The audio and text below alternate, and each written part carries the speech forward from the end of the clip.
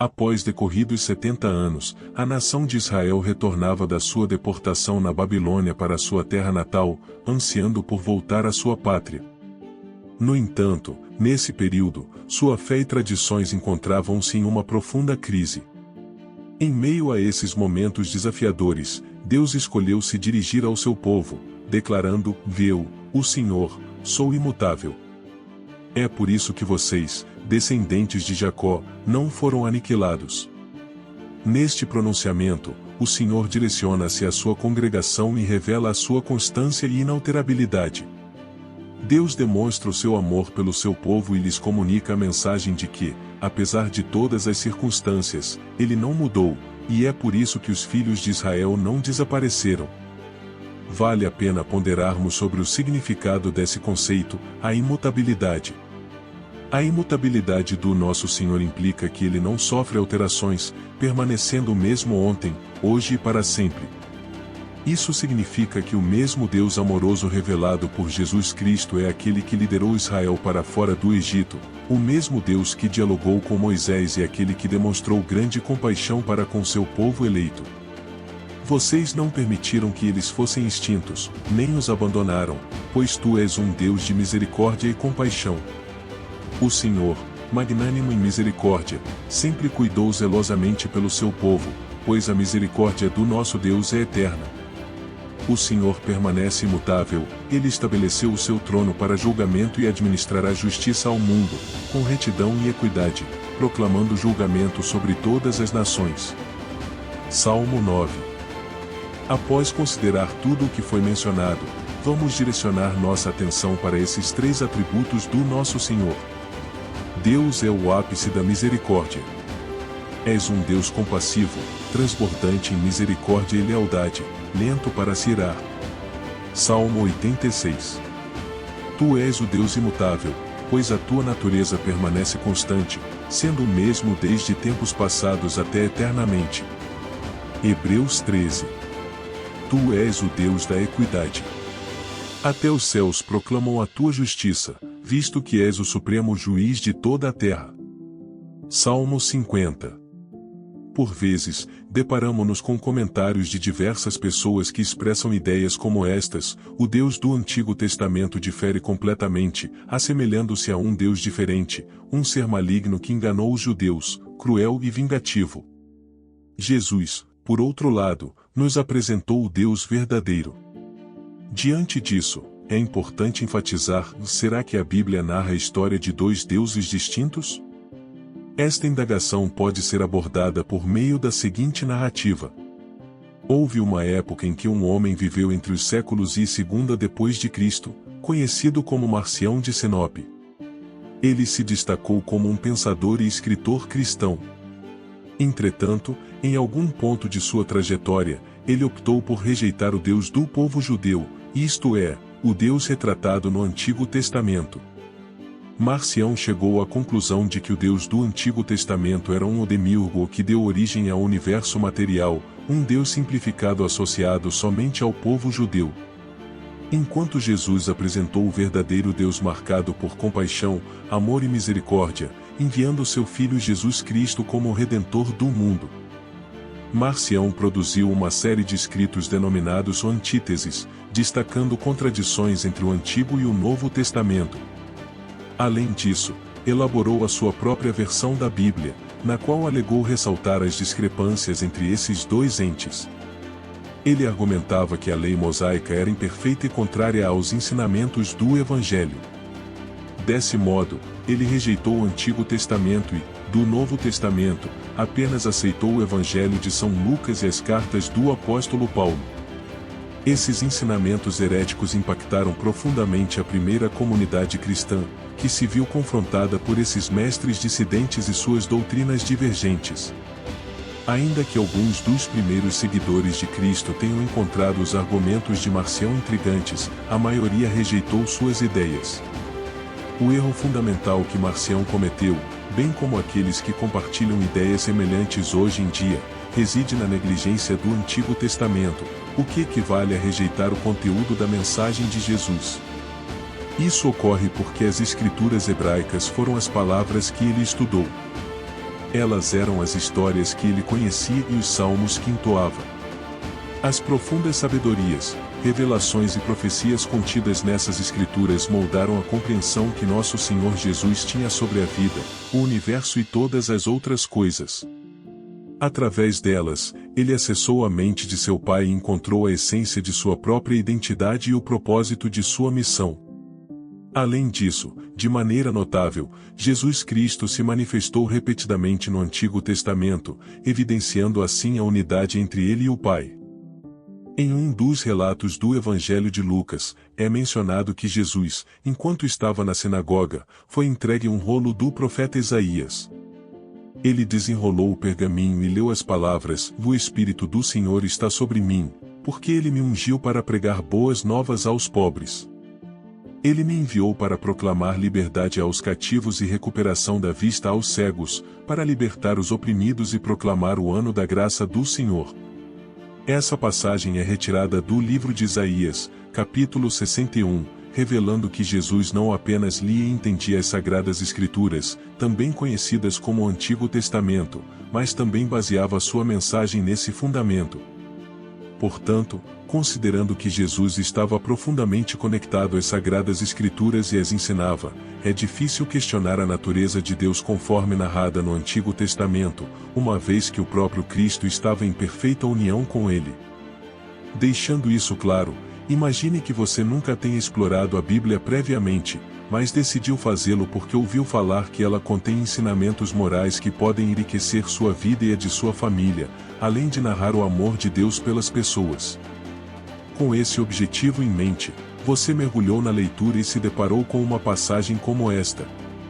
Certa vez, Samuel disse a Saul: "O Senhor me enviou para ungir você como rei sobre Israel, portanto, ouça o que o Senhor diz: vou punir os amalequitas pelo que fizeram a Israel quando saiu do Egito. Agora, vá atacar os amalequitas e destrua completamente tudo o que lhes pertence. Não poupe nada. Mate homens e mulheres, crianças e recém-nascidos, bois e ovelhas, camelôs e jumentos." Samuel 15. Você pode se sentir desconcertado com a ideia de que crianças estivessem sujeitas a tal destino. Talvez tudo isso pareça um tanto confuso. Infelizmente, essa não é uma ocorrência isolada.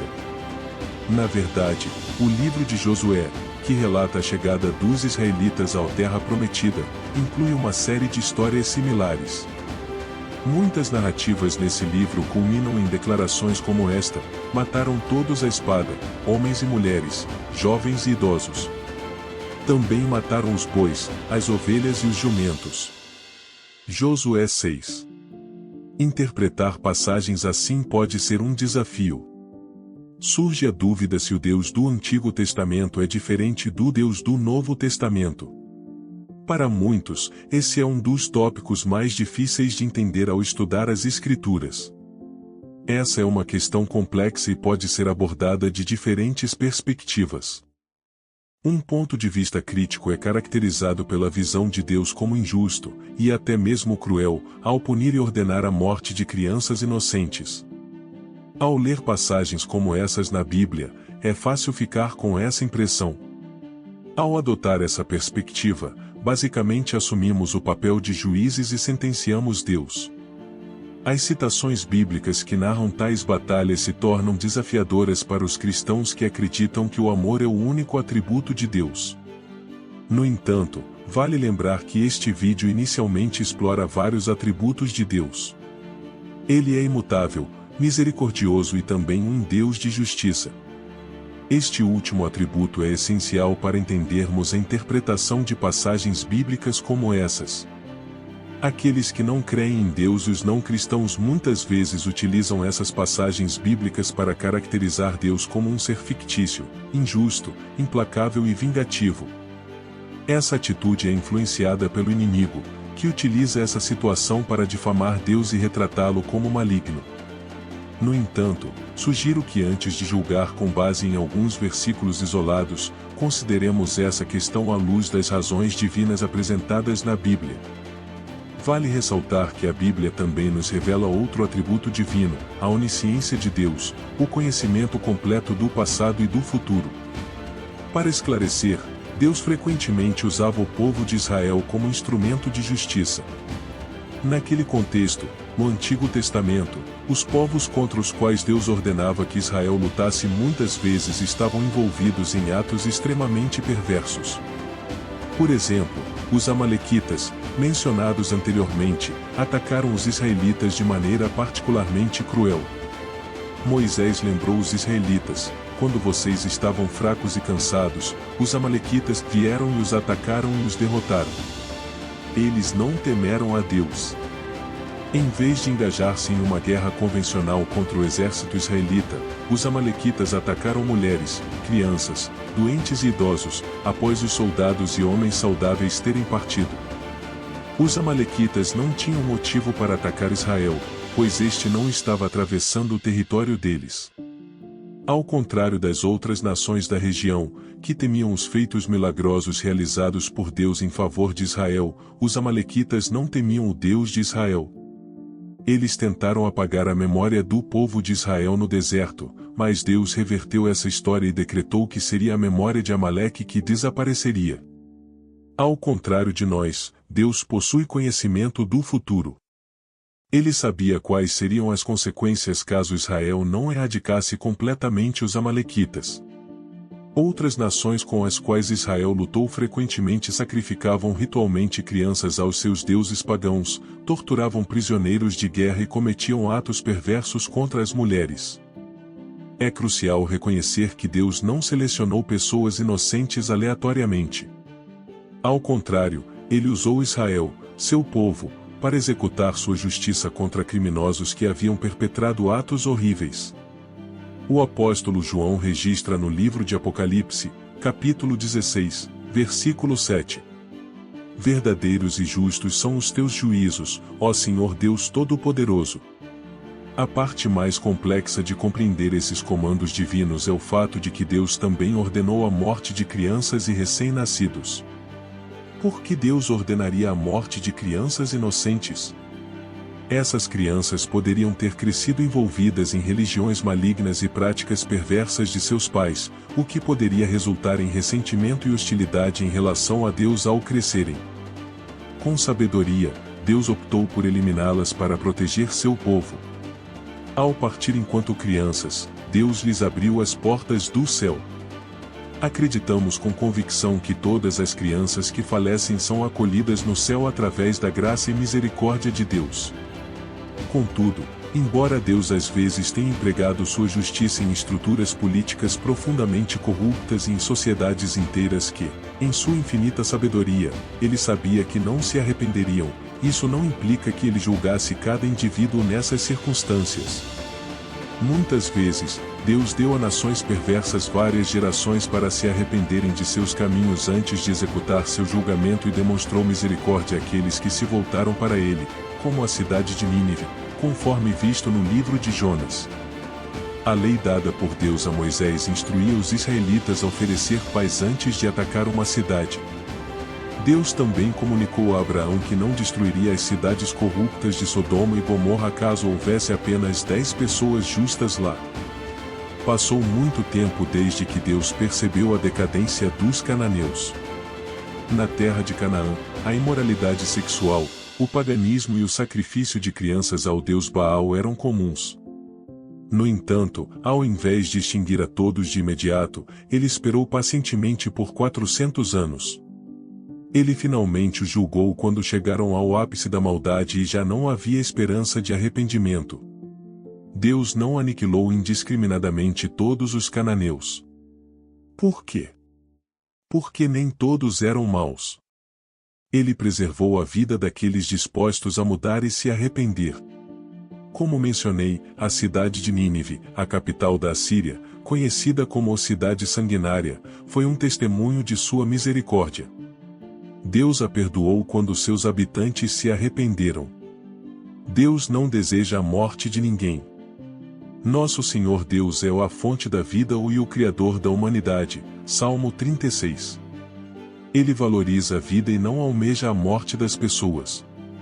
Deus decidiu aplicar juízo sobre essas nações porque, em sua infinita sabedoria, percebeu que, no futuro, seu povo escolhido poderia ser exterminado e dizimado por essas nações inimigas. Consequentemente, o plano redentor da vinda do Messias, que trouxe a salvação a todas as nações, estaria em perigo. Se Cristo não tivesse vindo em nosso auxílio, a humanidade toda estaria condenada à morte, sem qualquer chance de redenção. Apesar de Israel ter recebido o status especial de ser o povo escolhido de Deus, porque ele escolheu a nação de Israel para ser o povo por meio do qual Jesus Cristo nasceria. A Bíblia nos diz que agora nós, aqueles que aceitamos a Cristo como nosso Senhor e Salvador, somos seu povo. Pedro escreveu no capítulo 2, versículo 9. Mas sois linhagem eleita, sacerdócio real, nação santa, povo adquirido, para anunciardes as virtudes daquele que vos chamou das trevas para a sua luz admirável. Ou seja, agora por termos aceitado a Cristo como Senhor e Salvador, passamos a fazer parte do seu rebanho. Embora nos tempos antigos, Deus usasse o povo de Israel nas batalhas, como instrumento de sua justiça divina, nosso Senhor Jesus Cristo nos ensinou a amar até mesmo nossos inimigos. Ele nos disse: vocês ouviram que foi dito, ame seu próximo e odeie seu inimigo. Mas eu digo a vocês para amarem seus inimigos e orarem por aqueles que os perseguem. Mateus 5. Agora nós somos o seu povo escolhido, como o apóstolo Pedro diz, no capítulo 2, versículo 10. Vocês não eram um povo no passado, mas agora são o povo de Deus. Vocês não receberam misericórdia, mas agora receberam misericórdia, que isto é, graças à misericórdia de Deus através do sacrifício de seu Filho Jesus Cristo. Somos seus filhos, herdeiros de Deus Pai e co-herdeiros com Cristo. O Evangelho de João relata que um dia Jesus pede aos seus detratores que leiam as Sagradas Escrituras. Disse-lhes: examinai as Escrituras, porque vos parece que nelas tendes a vida eterna, e são elas que dão testemunho de mim. E eles não querem vir até mim que tenham vida. Jó 5. Isso mostra que o Antigo Testamento dá testemunho que Jesus é o Messias. As palavras "os são eles que dão testemunho de mim" ou têm a intenção de atrair essas pessoas à fé em Cristo. Os escribas e fariseus deveriam ter examinado as Escrituras, mas não para ter certeza de que estavam fazendo o suficiente. Eles devem examinar as Escrituras para ver que Jesus é o Messias anunciado, o Filho de Deus que nos dá vida em abundância.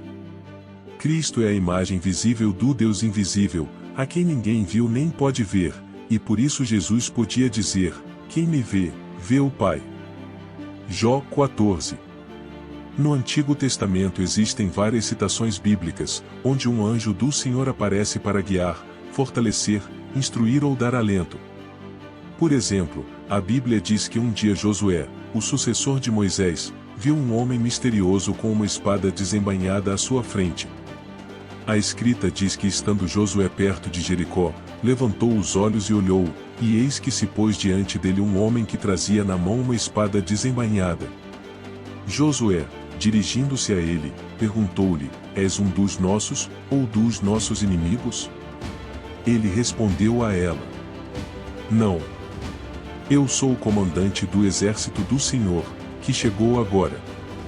Então Josué, caindo de cara no chão, o adorou. Josué adora esse ser celestial, pois reconhece que é evidentemente o próprio Deus em forma de homem. Então perguntou-lhe: que diz o meu senhor ao seu servo?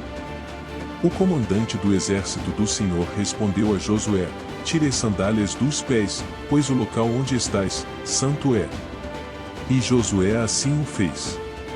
Assim como quando Moisés recebeu o chamado, Deus lhe diz para tirar os sapatos, assim faz este anjo do Senhor.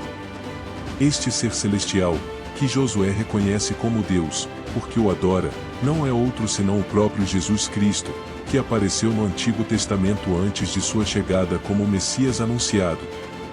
Ninguém jamais viu a Deus, somente o Filho de Deus, porque ele é a imagem do Deus invisível, o primogênito de toda a criação. E aqui chegamos ao final do vídeo. Se este conteúdo foi relevante para você, por favor deixe o seu gostei e considere se inscrever em nosso canal.